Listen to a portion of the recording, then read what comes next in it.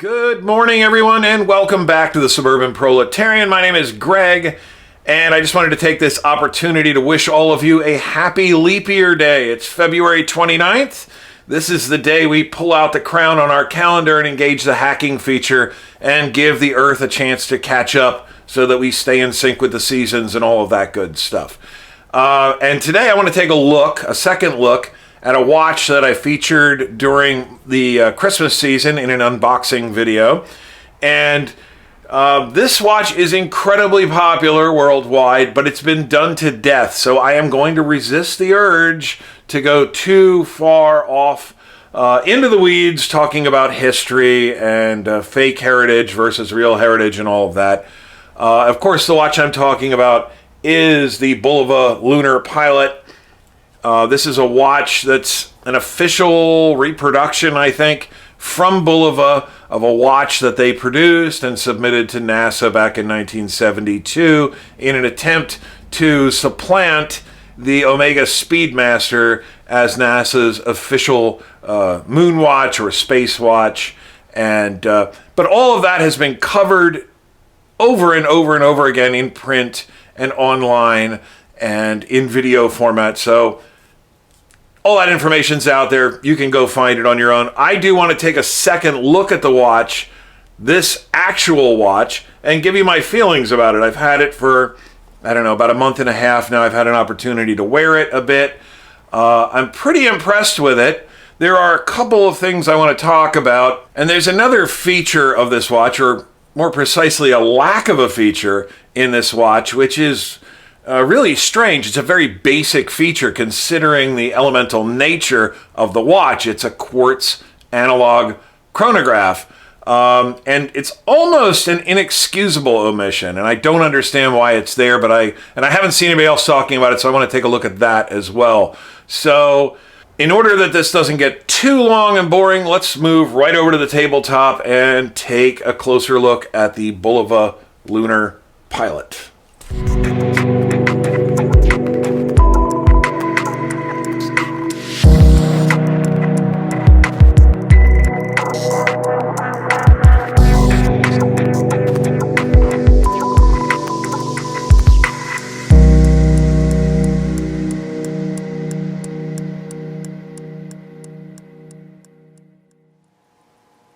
Okay guys, so here it is in all of its glory, the Bulova Lunar Pilot. And again, I'm not going to go deep into the history of this watch, or more accurately, the watch that this watch is meant to emulate. But the short story is, in 1972, I believe, and certainly someone will correct me down below if I'm wrong, in 1972, Bulova submitted a watch that looked very similar to this one to NASA for evaluation in hopes of capturing the contract which was held by Omega with what we now know of as their Speedmaster professional moon watch. And Bulova was unsuccessful in that endeavor, but they did manage to get one example of this watch onto the lunar surface, on the wrist of Dave Scott, who was the mission commander of Apollo 15. Anyway, other people who are much more eloquent than I am have covered this story in depth. They've covered the watch. They've covered the story of the watch. And I think over at Worn and Wound, there's some very, very good and informative articles that are really interesting to read and will give you a much better idea than I could possibly do here, even if I talked for an hour. So, but at least cosmetically, it's a fairly faithful reproduction of the original. If you go to the United States Patent Office, you can find the original patent drawings for the watch, and you can see here the remarkable cosmetic similarities anyway with the original design, right down to the shape of the lugs and these sort of unusual fin-style pushers. Even in cross-section, the watch looks very similar to the original patent drawings. You can see that same high bezel ring. I'm sorry, the white page is kind of washing out the black watch, but you can see that high bezel ring. The main difference there is that in the original drawings, the crystal doesn't stick up high above the bezel ring. But all in all, it's a pretty faithful recreation of the original design. The only major cosmetic difference I've seen, well, functional difference probably as well, but the major difference I've found between the original patent design and the watch they're producing today is that on the modern watch, these fin-style pushers are almost perfectly horizontally aligned on the case, whereas in the patent drawing they had a very distinct downward slope away from the crown and sort of following the case lugs down to the wrist. I don't know if this was some sort of a functional design, if it was an ergonomic design, or whether it was just a styling feature. But that's the only major difference between the original drawings and the modern watch. We did take a look at the watch before during an unboxing video. Not a whole lot has changed. It's obviously very high quality. It looks very nice. For the price, I mean, I think it compares fairly favorably even with the Speedmaster Professional Moon Watch. In its all stainless construction, you don't see any unsightly machine marks or tool marks. The finish is absolutely perfect. The dial is absolutely perfect. The hands are absolutely perfect. Other than the fact that this has a quartz movement in it, it really compares very, very favorably with much more expensive watches, in my opinion. And that's strange because I really am not super impressed with the design of the rest of Bulova's lineup for the most part. I think most of their designs are rather uninspired and actually a little bit tacky looking. And I think the biggest benefit to this watch is that they did have a 50-year-old design to go on to draw from in designing this watch. Obviously, this is the black PVD coated model, and I've been wearing it off and on for almost 2 months now. And I was a little worried when I first got the watch about how the black PVD coating would hold up.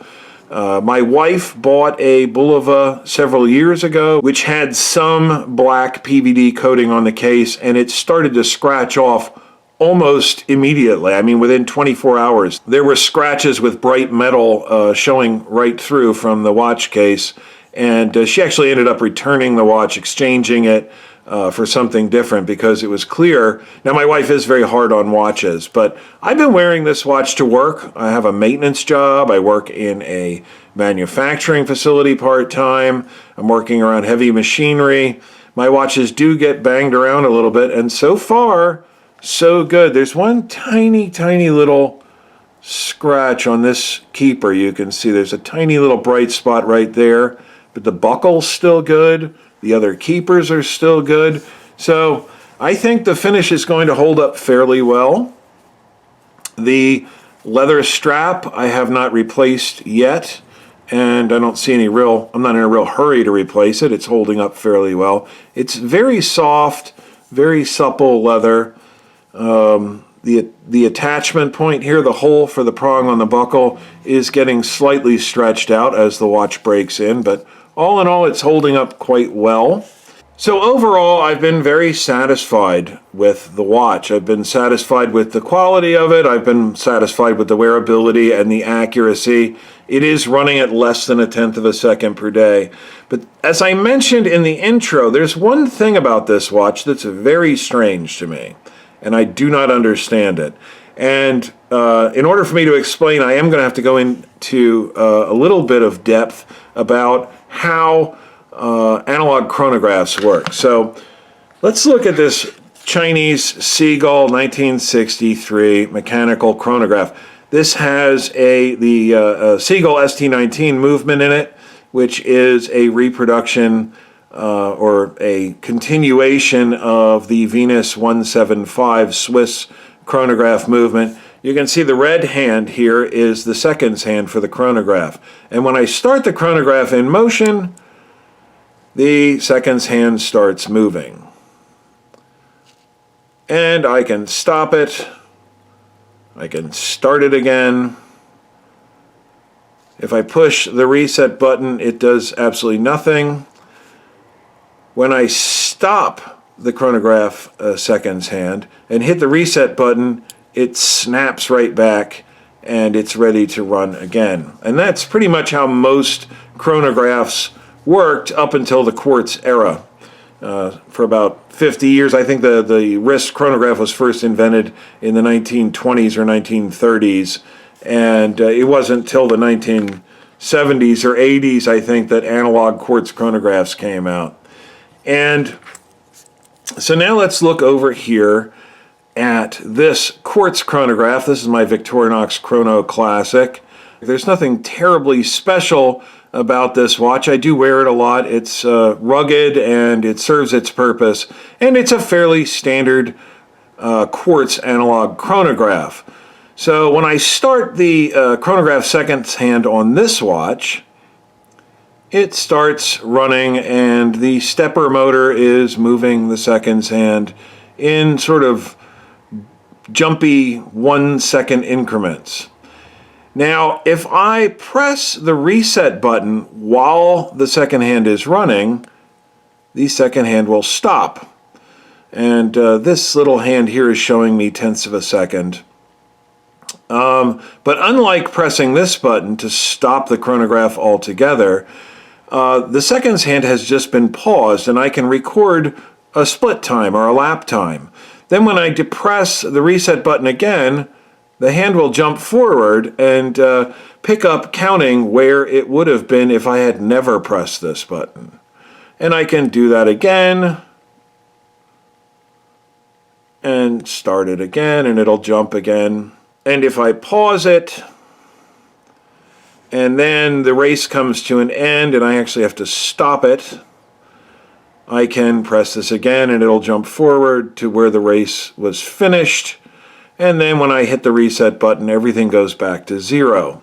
And that's basically how most analog quartz chronographs work. That split time function is really nice. Even though the watch looks very much like a mechanical chronograph, it's working more like a digital watch. There's a computer inside here that's keeping track of things. There's actual digital data inside this case. And the hands are basically just repeaters to show you the results of the readings you're taking.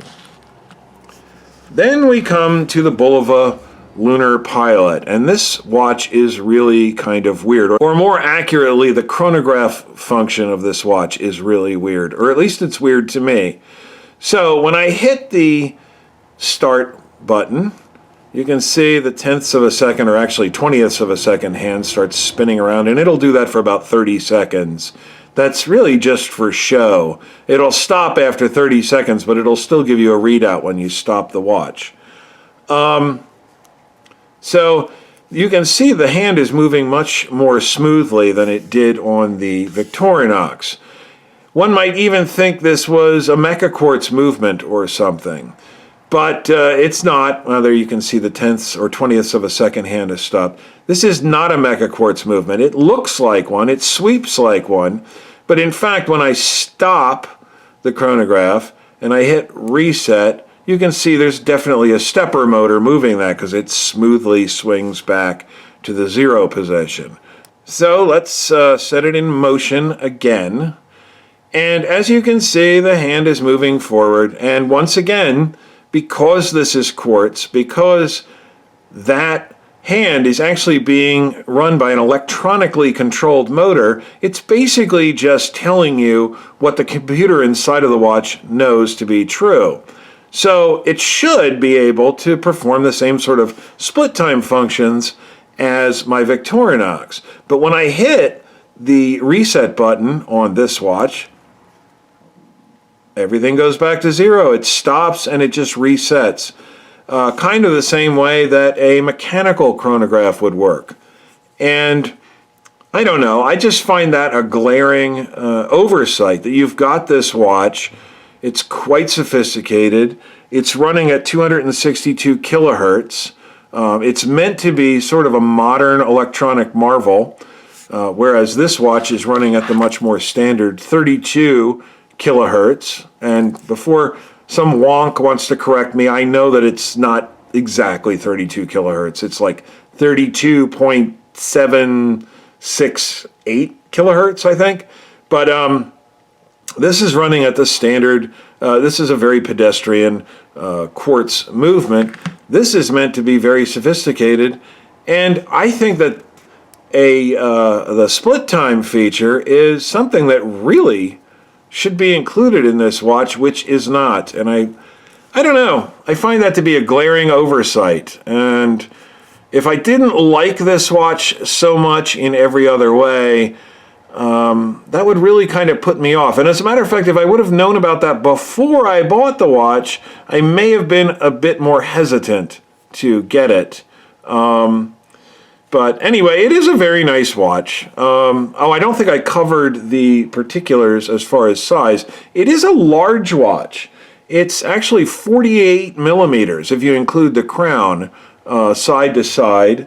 It's got a lug to lug length of 52 millimeters, and it's a fairly good sized watch, although because of the black color, some people say, that kind of makes it a little bit smaller or not wear quite as big. And it is a comfortable watch to wear, but it's not small, and it is rather heavy. The strap is 20 millimeters. It's a 20 millimeter lug width. So if you don't like this strap, or when it wears out, as it almost certainly will because it's such soft leather, it'll be fairly easy to find a replacement for the strap. So I guess I don't really want to go on too much further here and drag this out too long. I know that drives some people nuts. So let's go back over to the bookshelves and wrap this up. And so overall, and despite the fact that I still don't understand why it doesn't record split times, I do really like the Bulova Lunar Pilot. It's obviously high quality. It's not terribly expensive. I mean, it's not cheap, but I think it represents a remarkable value for what you pay. It's very, very accurate, and it certainly looks the part of a 1960s or 1970s NASA space watch. And so my final verdict is it's definitely a keeper. And if you're intrigued with it and you're thinking about buying it and you're kind of on the fence, I would say, taking into account the caveats that I've already presented here, if you can live with all those things, I would say go ahead and get it. It's a really nice watch, and I will certainly be keeping mine. I hope that this video has proved helpful or interesting to some of you. If it has, please do all of those wonderful things. Like, subscribe, tell your friends, share the video. And when I post new content to the channel, I hope to see all of you here then. Later, guys.